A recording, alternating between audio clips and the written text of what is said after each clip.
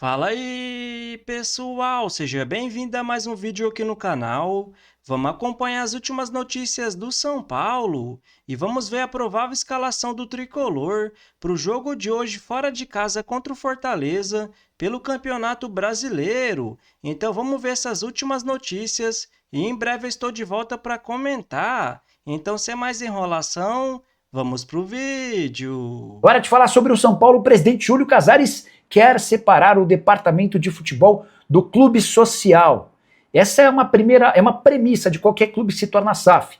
Você torna o departamento de futebol como um produto único e depois vende esse departamento de futebol para investidores. São Paulo ainda não chegou a esse ponto, mas o presidente Júlio Casares quer começar os trabalhos para a criação de uma SAF num futuro não tão distante. Em entrevista, o dirigente são paulino disse, abre aspas, eu quero uma separação jurídica e administrativa.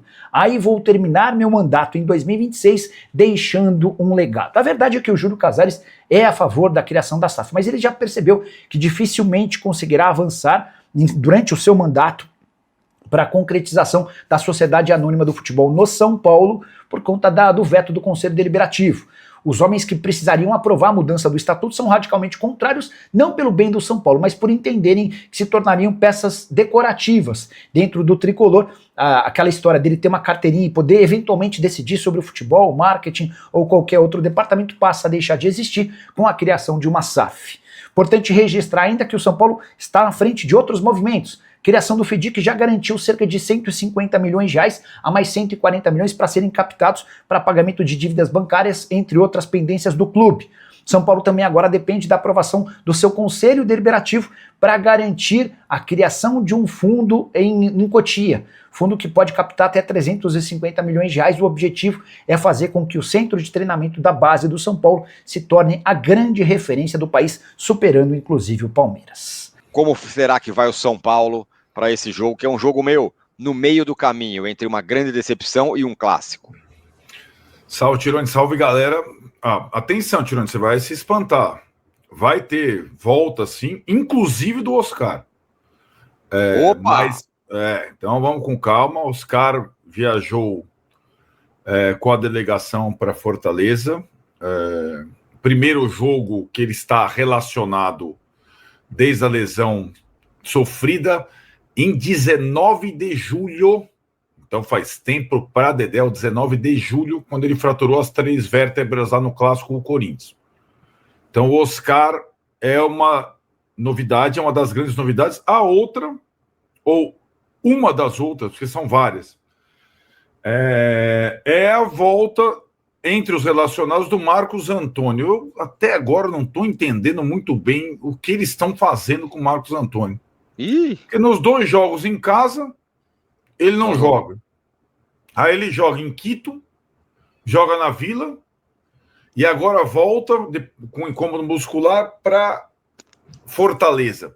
Aí a impressão, a ideia é que nem o Oscar e nem o Marcos Antônio começam o jogo. Mas precisa levar o Marcos Antônio para Fortaleza?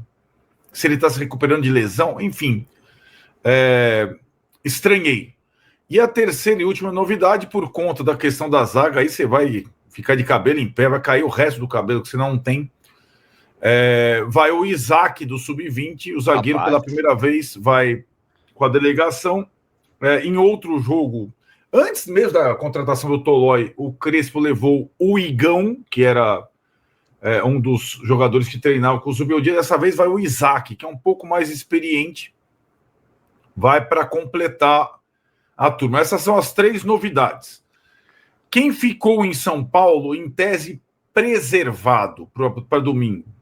Em tese, porque talvez eles não tivessem condição, mesmo se o jogo fosse em São Paulo contra o Fortaleza, de jogar. Alan Franco, um dos zagueiros, saiu no intervalo contra o Ceará. É por isso que eu ia falar. Não vai ter zagueiro, nós vamos chegar lá, não vai ter mesmo. Alan Franco não viajou. Vou até ler a definição para você concluir se é sobrecarga muscular na parte anterior da coxa direita, certo? Permanecerá em São Paulo para atividades individualizadas. E, adivinha, além do Alan Franco, quem não viaja? Lucas Moura, né? Lucas Moura não viaja.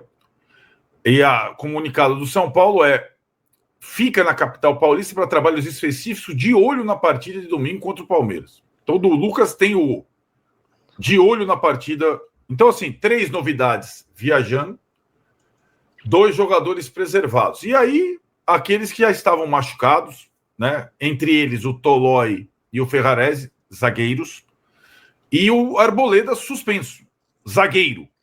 Então, dos 5 zagueiros do São Paulo no elenco, tem muitos zagueiros, só tem um disponível, que é o Sabino. Os outros 4 estão fora de combate contra o Fortaleza. Agora, o Negruti vai? Vai. Então, ele vai ser o zagueiro reserva, vai? Reserva? E o titular? Ou sei lá, ou titular, enfim, vai o Isaac, porque assim, ele não deve jogar com 3 zagueiros, certo? Aí eu fico me... não tem zagueiro para jogar com 3, em tese, né? É isso que eu tô pensando. Então, porém, eu tô muito ainda impressionado com a declaração do Crespo pós-Ceará, dizendo que com 3 zagueiros o time fica mais estável, equilibrado, e que não gostou do time contra a LDU e contra o Ceará. Eu também não gostei, viu, Crespo? Agora, vamos lá. Vamos tentar ver se é possível jogar com linha de 3 contra o Fortaleza. Acho muito difícil, sabe por quê? Porque o menino, ele vai pela primeira vez relacionado para jogar como titular, o Isaac. Acho pouco provável. Por isso que eu falei que deve ser um desses caras, vai ser o reserva. Ele, provavelmente. E aí o São Paulo jogaria com uma linha de 2 zagueiros. Sim, mas Sabino e quem? E o Negruti, né? Pelo jeito. Então, ou o Isaac. Então, vamos lá. Vamos chegar. Estão há algum tempo treinando improvisados na zaga para alguma eventualidade alguns jogadores. O Negruti, que já foi utilizado contra o Santos. Mas detalhe, acho que isso é importante. Ele foi utilizado contra o Santos não como zagueiro, como um dos 3 zagueiros do lado direito. Ele perdeu todas pelo alto, ele não é zagueiro. Porque se jogar com 2 zagueiros só, fica mais difícil você improvisar. Né? Bom, mas enfim, ele tem treinado como zagueiro terceiro e já jogou contra o Santos. Quem tem treinado improvisado como zagueiro também, em vários treinos? Desde o Zubeldia, o Enzo Dias. O outro, que voltou recentemente, que também treinou com o Zubeldia de zagueiro, que é o Luiz Gustavo. Mas vamos lá, então vamos fazer a dificuldade. Luiz Gustavo, além de canhoto, como o Sabino, não joga desde abril, certo? Para mim ele tá atrás da fila do Isaac até, mas enfim. E o Enzo Dias é canhoto como o Sabino. Então, assim, para fazer com linha de 3, só se fosse o Sabino na sobra, canhoto, o Negruti de um lado e o Enzo Dias do outro. Nossa Senhora. Meu Deus do céu. Né? Pois tudo isso me leva a crer que será com 2 zagueiros. Mas então eu não cravaria, porque jogar com Negruti e Sabino significa jogar com um zagueiro em linha de 4. Sim, é duro, né? É difícil. Então é um problemaço, talvez seja desde o início do ano o maior problema defensivo, porque esse problema vinha se avizinhando. Uma hora vai faltar zagueiro, uma hora vai faltar zagueiro, uma hora vai faltar... Mas só que ele apareceu na hora que tem 5 zagueiros, né? Pois é. Muito bem, essa é só uma questão. E mais para frente, meio, tem alguém pendurado? Como é que tá? Não, pendurado tem, mas não é isso, né? A questão é se o meio...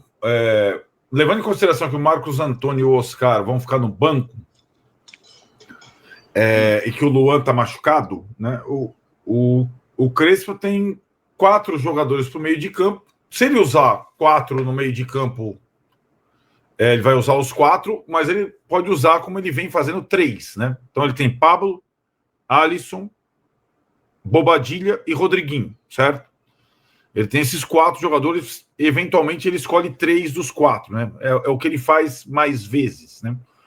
Então, estão lá os 4 viajaram, estão em condição. E acho que nesse aspecto ele não vai ter muito como pensar no domingo. Ele vai ter que resolver um meio competitivo para jogar contra o Fortaleza. E aí, na frente, ele tem várias opções, nenhuma que empolgue. Né? Luciano Então, Luciano vai começar jogando, tá começando jogando todas, não sei, né? Já não estão gostando dele começando jogando. Tem Luciano, Ferreirinha. Foi a dupla de ataque contra o Ceará. Não foi bem. Rigoni. Tapia, que não jogou os últimos. Dineno. São esses 5 atacantes que o São Paulo tem. Agora sem o Lucas, né? Aí o Luca da base também está sendo utilizado. Então, na verdade, são 6 opções para o ataque em Fortaleza. Bora fechar o vídeo para falar sobre o São Paulo e a possibilidade de Caleri voltar a jogar ainda em 2025. Você vai lembrar que o Caleri passou por uma cirurgia para reconstrução do ligamento cruzado anterior do joelho esquerdo em abril. Período de recuperação varia de jogador a jogador. Tem muitos casos em que atletas voltam apenas depois de 9 meses, mas o Caleri esteve na segunda-feira no Morumbi para assistir a São Paulo e Ceará, derrota por 1-0, e foi perguntado por um jornalista do UOL se dá para imaginar que ele volte nesse ano, e a resposta foi dá. O São Paulo trabalha, especialmente por conta da ótima recuperação do Caleri em relação a esse problema no joelho, com a chance de utilizá-lo a partir do mês de novembro, com a lembrança de que o Campeonato Brasileiro se encerra no primeiro final de semana do mês de dezembro. O Caleri voltaria para jogar 1, 2, talvez 3, no máximo, no melhor dos mundos, 4 rodadas do Campeonato Nacional. São Paulo tem hoje o Brasileiro como sua última possibilidade para chegar à Libertadores da América. Vai ser mais uma temporada sem títulos, não dá para sonhar com taça, especialmente por conta da dificuldade de marcar gols. Nas últimas 6 partidas, São Paulo fez um mísero gol na vitória contra o Botafogo por 1-0, gol do Dineno. E foi exatamente pela falta de um camisa 9 que consiga converter as chances em gol que o São Paulo acabou eliminado pela LDU por 3-0 no placar agregado. Chances imensas, inúmeras, na partida de ida em Quito, assim como na partida de volta. E você, o que pensa sobre a possibilidade de Caleri voltar ainda em 2025? Então vamos comentar sobre essas últimas notícias do São Paulo. E o tricolor entra em campo hoje, agora jogando fora de casa contra o Fortaleza, pelo Campeonato Brasileiro, mas um jogo muito difícil e importante para o São Paulo tentar buscar os 3 pontos, até porque depois de ser eliminado da Libertadores, precisa tentar buscar uma vaga na próxima via Brasileirão. E eu já vejo alguns torcedores e comentaristas que se diz São Paulino já falando, não, o São Paulo precisa chegar pelo menos aos 45 pontos para não começar a correr o risco de cair para a segunda divisão, ou pelo menos buscar uma vaga na próxima Sul-Americana. Mas como assim, né, galera? Quanto pessimismo, até porque na minha visão, o São Paulo tem muita chance sim de se classificar para a próxima Libertadores, até porque provavelmente vai ter G7 ou até G8. E uma pergunta que todos os torcedores querem saber: porque nos últimos 6 jogos o São Paulo fez apenas 1 gol? Difícil achar uma explicação, mas que nem eu sempre falo aqui no canal, o São Paulo jogando com essa linha de 3 zagueiros é excelente defensivamente. Agora pensando em ataque, precisa de um conjunto. Por exemplo, um ala mais ofensivo, que busque mais o fundo, coisa que nem o Enzo Dias na esquerda e nem o Cédric na direita faz, né, galera? Já no meio-campo, precisa ter mais mobilidade, por isso que o Marcos Antônio faz tanta falta. E já no ataque, o São Paulo precisa de jogadores decisivos, coisa que nem o Ferreirinha e agora o Luciano está sendo. Por isso que faz tanta falta o Caleri, o Rian Francisco e o André Silva. E agora resta 13 jogos para o São Paulo pelo Campeonato Brasileiro para tentar buscar uma vaga na próxima Libertadores. E vai ter uma sequência pesada pela frente. Hoje joga fora de casa contra o Fortaleza. No domingo tem um clássico pela frente. Joga em casa contra o Palmeiras. No dia 16, fora de casa contra o Grêmio. No dia 19, fora de casa contra o Mirassol. No dia 25, em casa contra o Bahia. No dia 2 de novembro, fora de casa contra o Vasco da Gama. No dia 5, em casa contra o Flamengo. Então essa é a sequência do São Paulo nos próximos dias. E eu espero que na próxima temporada o São Paulo mude algumas coisas. Primeiramente, precisa baixar sua folha de pagamento. Não dá mais para aceitar o São Paulo continuar trazendo esses jogadores veteranos, como o Luiz Gustavo, o Oscar, o Wendel, agora Rafael Tolói, porque a maioria só fica machucado e os que jogam não decidem, no caso do Dineno. Então, do que adianta trazer esses jogadores livres no mercado se tem que pagar um alto salário, luvas, direito de imagem e no final não compensa, porque tem que vender os garotos da base para pagar o salário dos veteranos. Então isso sim, na minha visão, precisa mudar urgente. Então se você curtiu o vídeo, deixa seu like, se inscreva no canal e até a próxima!